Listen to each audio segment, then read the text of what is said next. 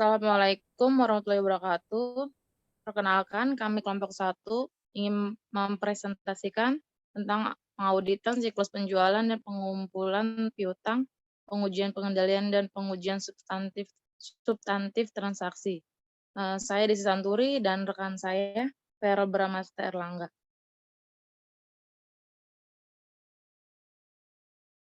Next.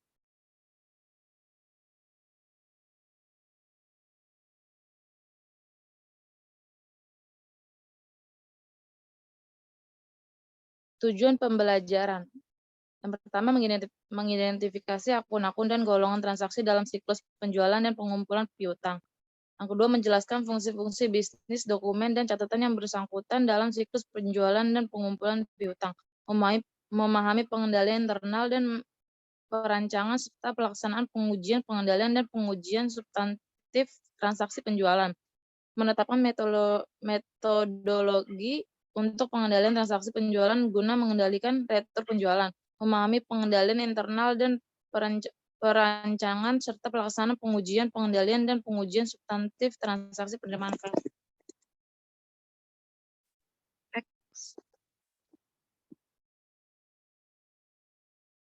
Di sini ada akun-akun dan golongan-golongan transaksi dalam siklus penjualan dan pengumpulan piutang. Di sini ada gambar 11 melukiskan aliran informasi akuntansi melalui berbagai akun dalam siklus penjualan dan pengumpulan piutang. Dalam gambar ini nampak 5 kelompok transaksi dalam siklus penjualan dan pengumpulan piutang, yaitu penjualan tunai dan kredit, penerimaan kas, retur dan potongan penjualan, penghapusan piutang tak tertagih, dan terakhir penaksiran kerugian piutang.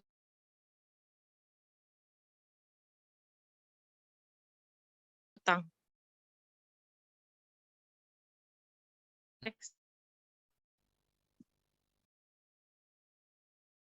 Dan di sini ada fungsi-fungsi bisnis dalam siklus dan dokumen serta catatan terkait. Siklus penjualan dan pengumpulan piutang menyangkut keputusan dan proses yang diperlukan untuk mentransfer kepemilikan barang dan jasa kepada konsumen setelah barang dan jasa tersebut tersedia untuk dijual. Siklus ini dimulai dengan adanya permintaan dari konsumen dan diakhiri dengan adanya perubahan dari barang atas jadi usaha dan pada akhirnya menjadi kas. Next.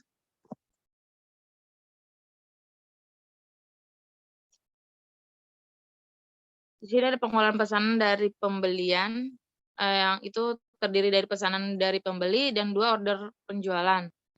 Dan persatuan kredit itu ada pada perusahaan tertentu, komputer memberi persetujuan kredit berdasarkan limit kredit yang telah ditetapkan yang tersimpan dalam master file pelanggan. Dan di pengiriman barang itu fungsi ini adalah fungsi yang kritikal dan merupakan saat pertama dalam siklus di mana perusahaan melepas asetnya. Dan di sini ada dokumen pengiriman. Dokumen pengiriman dibuat untuk mengawali pengiriman barang yang berisi deskripsi tentang barang yang akan dikirimkan, jumlah yang dikirim, serta data lain yang relevan.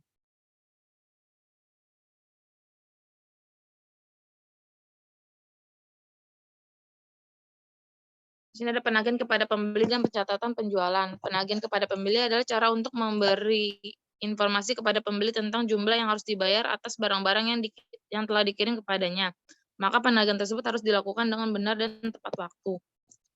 Ada pencatatan penjualan meliputi faktur penjualan yang pertama, yang kedua file transaksi penjualan, 3 jurnal penjualan atau daftar penjualan, master file piutang usaha, daftar saldo piutang usaha, dan terakhir laporan piutang bulanan.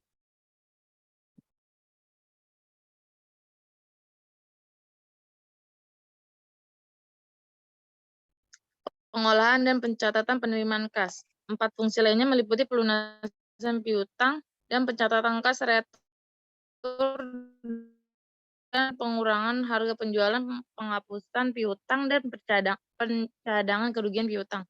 Surat pengantar pembayaran. Surat pengantar pembayaran adalah suatu dokumen yang dikirim melalui pos kepada pembeli dan selanjutnya dikembalikan kepada penjual beserta pembayaran kas.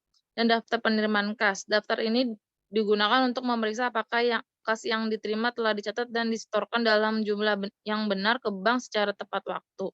Sini ada file transaksi penerimaan kas. Dalam file ini tercatat informasi yang sama dengan informasi yang terdapat file transaksi penjualan, jurnal penerimaan kas atau daftar. Daftar atau laporan ini dihasilkan dari file transaksi penerimaan kas dan meliputi semua transaksi untuk suatu periode waktu tertentu.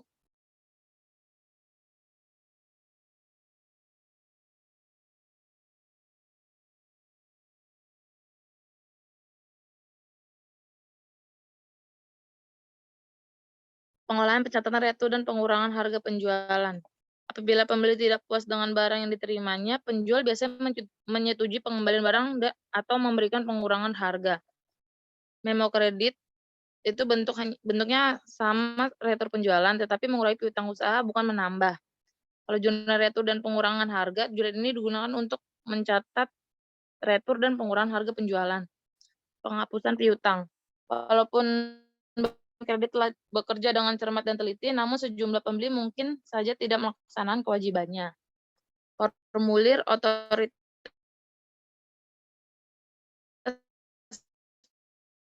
penghapusan piutang. Formulir ini akan digunakan secara internal untuk menyatakan perintah untuk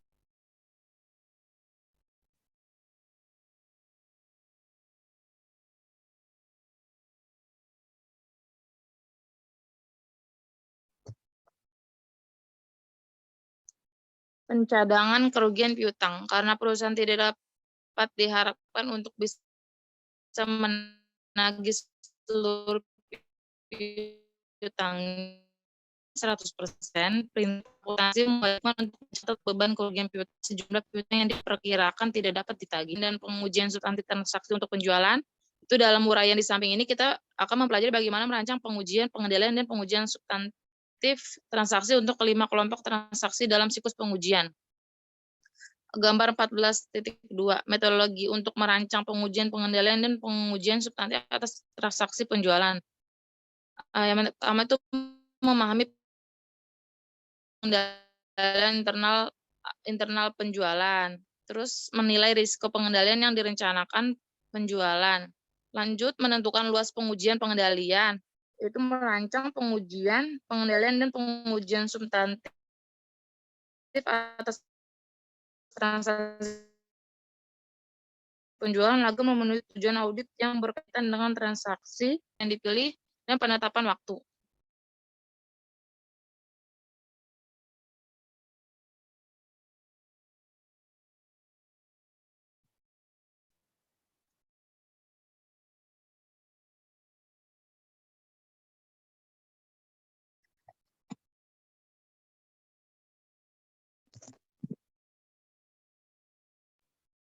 Bagaimana pemahaman pengendalian internal penjualan? Bagaimana auditor mendapatkan pemahaman tentang pengendalian internal? Auditor mempelajari bagian aliran telah dibuat oleh klien, mengajukan pertanyaan kepada klien dengan menggunakan daftar pertanyaan pada klien dengan menggunakan daftar pertanyaan pada pengendalian internal dan melakukan transaction workshop atau penjualan untuk penjualan.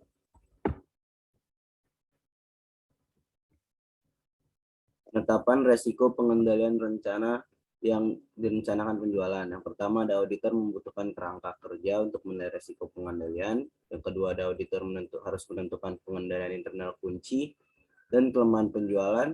Yang ketiga, setelah menentukan pengendalian dan kelemahan, auditor harus mengasosiasikannya dengan tujuan. Yang keempat, auditor menilai resiko pengendalian setiap tujuan dengan mengevaluasi pengendalian dan kelemahan masing-masing tujuan.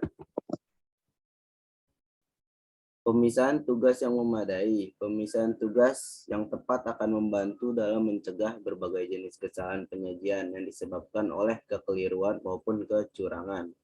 Untuk mencegah kecurangan, manajemen harus menolak akses ke dalam kas bagi siapapun yang bertanggung jawab memasukkan informasi transaksi penjualan dan penerimaan kas ke dalam komputer. Selanjutnya ada pengotorisasian yang tepat. Ada 3 hal yang harus diperhatikan dalam pengotorisasian transaksi penjualan, yaitu yang pertama ada persetujuan kredit yang tepat harus diberikan sebelum penjualan terjadi, barang bisa dikirimkan hanya setelah otorisasi pengiriman diberikan, yang ketiga harga termasuk syarat penjualan, pengangkutan, dan potongan harus diotorisasi. Dokumen dan catatan yang memadai. Setiap perusahaan memiliki sistem yang berbeda dengan perusahaan lainnya dalam melaksanakan, mengolah, dan mencatat transaksi.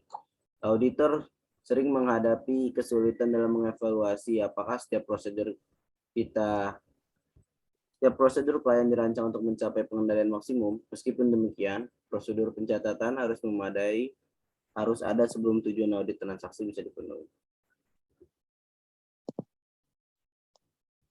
Dokumen bernomor urut tercetak atau pre-number dimaksudkan untuk mencegah kesalahan dalam pembuatan faktur atau pencatatan penjualan dan terjadinya penagihan atau pencatatan ganda. Pemberian nomor urut tercetak ini harus dibarengi dengan penanggung-jawaban pemakaian dokumen secara periodik. Laporan piutang bulanan berguna untuk pengawasan karena mendorong konsumen untuk memberi komentar apabila saldo yang tercantum dalam laporan tidak sesuai dengan saldo menurut pembukaan konsumen. Prosedur verifikasi internal, program komputer atau personil yang independen harus memeriksa bahwa pengolahan dan pencatatan transaksi penjualan memenuhi keenam tujuan audit transaksi.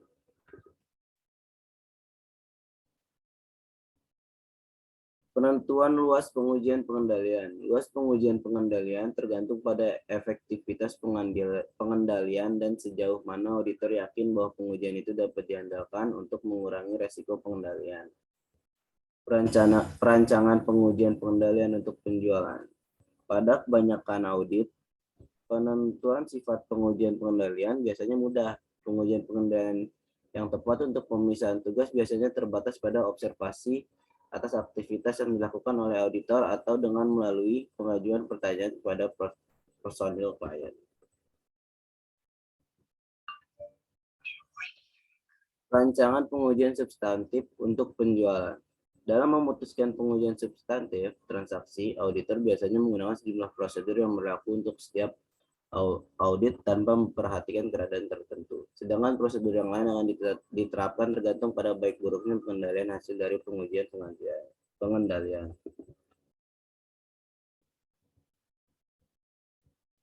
Penjualan yang tercantum dalam pembukuan sungguh-sungguh terjadi. Mencatat penjualan yang terjadi untuk tujuan ini, auditor harus memperhatikan 3 jenis salah saja yang mungkin terjadi, yaitu ada penjualan yang tercatat dalam tidak ada pengiriman barangnya, penjualan dicatat lebih dari 1 kali, dan pengiriman dilakukan kepada konsumen fiktif dan dicatat sebagai penjualan. Penjualan dicatat dalam pembukuan tanpa pengiriman barang, auditor dapat memilih satu sampel ayat jurnal dalam jurnal penjualan dan mencocokkannya ke dokumen pengiriman barang serta dokumen pendukung lainnya untuk memastikan bahwa penjualan sungguh-sungguh terjadi. Penjualan dicatat lebih dari sekali, pencatatan double. Penjualan dapat ditemukan dengan mereview daftar penjualan yang telah dicatat dengan memperhatikan nomor dokumennya untuk memastikan tidak ada nomor yang muncul 2 kali. Pengiriman dilakukan pada konsumen fiktif. Kecurangan semacam ini biasa terjadi apabila personil pencatat penjualan juga berwenang melakukan pengiriman barang. Di efisiensi data pengendalian internal menyebabkan sulit untuk mendeteksi pengiriman fiktif. Transaksi penjualan yang telah dicatat pada kebanyakan audit pengujian substantif transaksi sering tidak dilakukan untuk tujuan kelengkapan. Hal ini disebabkan karena lebih saji aset dan laba transaksi. Arah pengujian. Auditor harus memahami perbedaan antara penelusuran dari dokumen ke jurnal dengan poaching dari jurnal kembali ke dokumen sama. Dalam pengujian untuk tujuan kelengkapan, auditor biasanya memulainya dengan memilih suatu sampel dokumen pengiriman barang dan menelusurnya ke duplikat faktur penjualan dan selanjutnya ke jurnal untuk menguji ada tidaknya transaksi yang hilang atau dihilangkan. Seperti pada gambar di sampingnya bisa dilihat sendiri, ada urutannya. Next.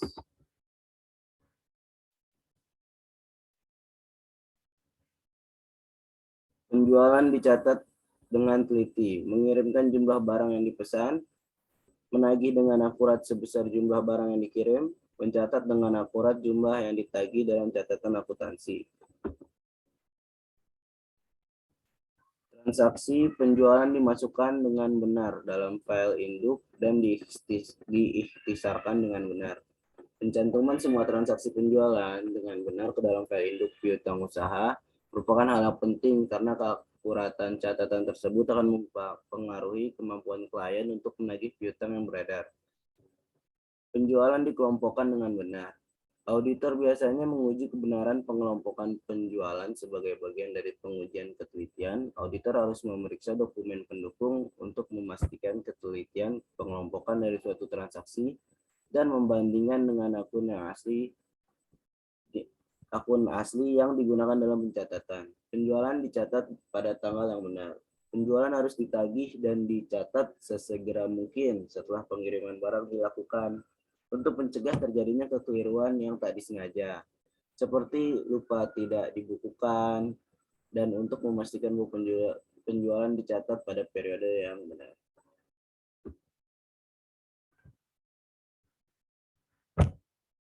Ringkasan metodologi untuk penjualan.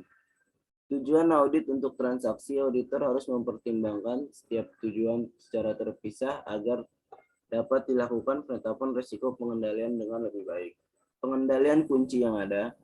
Manajemen merancang pengendalian internal atas penjualan untuk memenuhi tujuan audit transaksi. Pengujian pengendalian. Auditor merancang suatu pengujian pengendalian untuk memeriksa efektivitasnya. Defisiensi auditor menunjukkan tidak adanya pengendalian yang efektif. Pengujian substantif transaksi. Pengujian ini membantu auditor dalam menentukan apakah terdapat kesalahan penyajian moneter.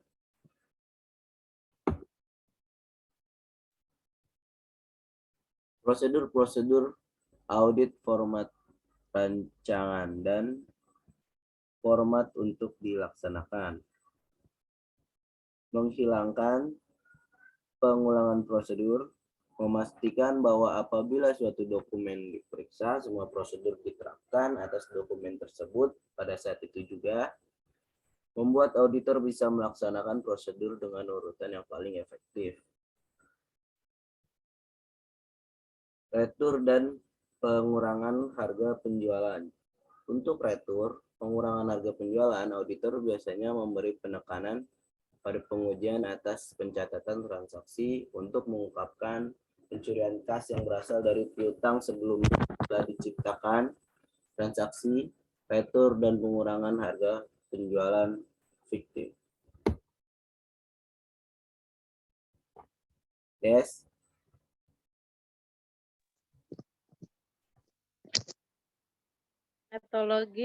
Metodologi untuk perancangan pengujian pengendalian dan pengujian substantif transaksi untuk penerimaan kas. Pertama, menentukan pengendalian internal kunci untuk setiap tujuan audit. Yang kedua, merancang pengujian pengendalian untuk setiap pengendalian guna mendukung pengurangan risiko pengendalian. Dan yang terakhir, merancang pengujian substantif transaksi untuk menguji kesalahan penyajian moneter untuk setiap tujuan. Next.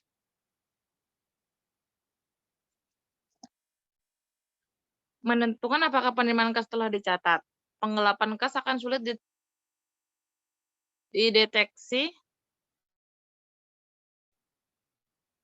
auditor apabila hal tersebut terjadi sebelum kas dicatat dalam jurnal penerimaan kas, terutama apabila penjualan dan penerimaan dicatat secara bersamaan.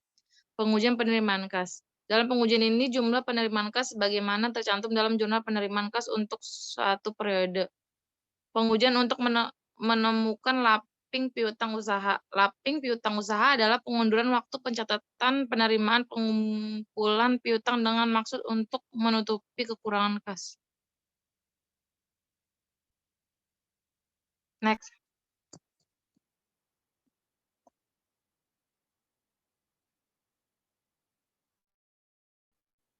Pengauditan untuk penghapusan piutang. Kekhawatiran para auditor dalam penghapusan piutang adalah kemungkinan pegawai perusahaan klien melakukan penggelapan kas dengan cara menghapuskan piutang ini dengan menetapkan otoritas yang tepat bagi setiap penghapusan piutang. Tambahan pengendalian internal atas saldo akun serta penyajian dan pengungkapan. Apabila pengendalian internal untuk transaksi ini maka dinilai telah efektif dan pengujian transaksi substantif transaksi yang bersangkutan mendukung kesimpulan itu, maka kemungkinan terjadi kesalahan penyajian dalam laporan keuangan dapat dikurangi. Next.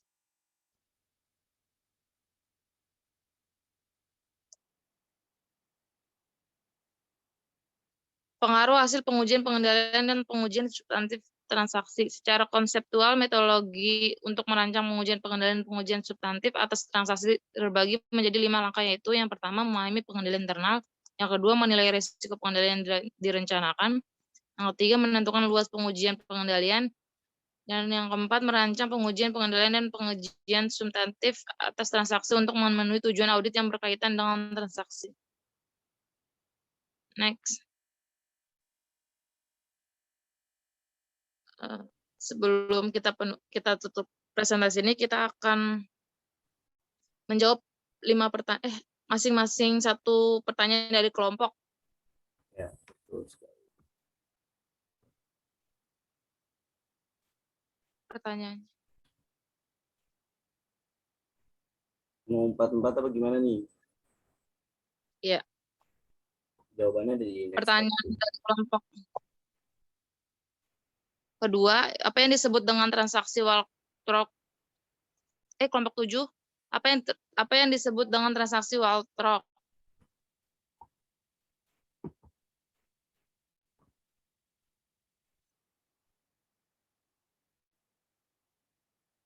Menelusuri jejak transaction Waltrok adalah suatu transaksi auditor memilih satu atau beberapa dokumen dari suatu jenis transaksi dan menelusurinya sejak dari awal terjadinya transaksi sampai selesainya proses akuntansi. Dan tujuannya itu pada setiap tahapan proses auditor mengajukan pertanyaan, aktivitas, dan memeriksa dokumen dan catatan yang telah dikerjakan untuk memastikan bahwa pengendalian yang dirancang manajemen telah dilaksanakan.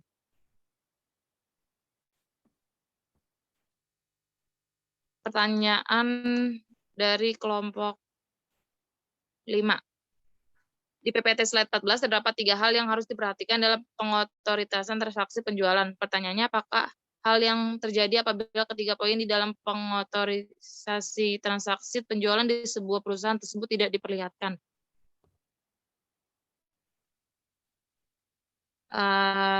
Yang pertama itu perusahaan akan menderita kerugian akibat mengirimkan barang ke pembeli fiktif.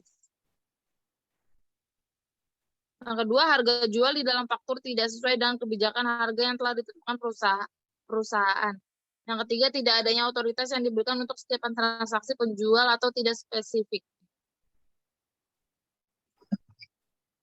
Dan yang ketiga itu pertanyaan dari kelompok 2. Apa aspek-aspek yang terpenting dalam penagihan?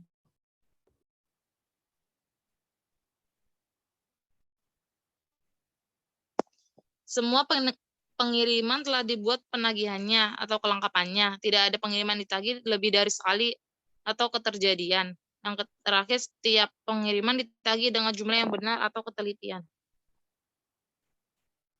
Dan yang keempat, pertanyaan dari kelompok 3 itu kenapa fungsi pemberi persetujuan kredit harus dipisahkan dari fungsi penjualan?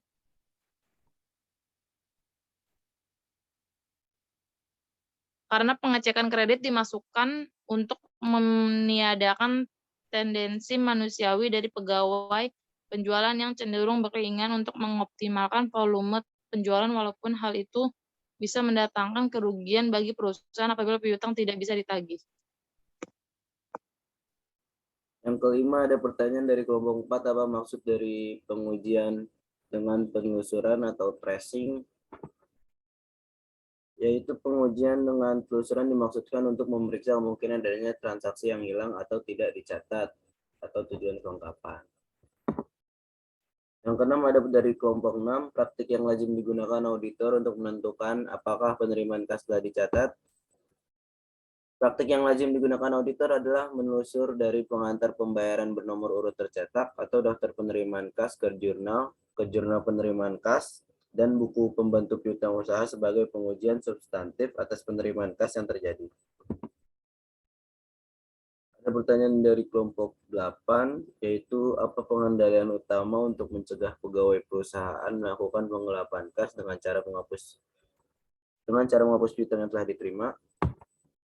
Pengendalian utama untuk mencegah hal tersebut adalah menetap otorisasi yang tepat bagi setiap penghapusan piutang dengan menunjuk penjabat perusahaan tertentu setelah sebelumnya melakukan penyelidikan yang cermat tentang alasan mengapa debitur tidak membayar.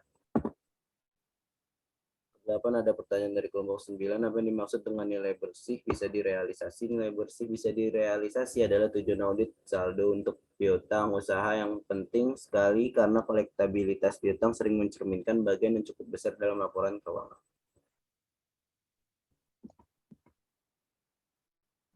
Sekian presentasi dari kami, kurang lebihnya mohon maaf. Wassalamualaikum warahmatullahi wabarakatuh. Assalamualaikum warahmatullahi wabarakatuh.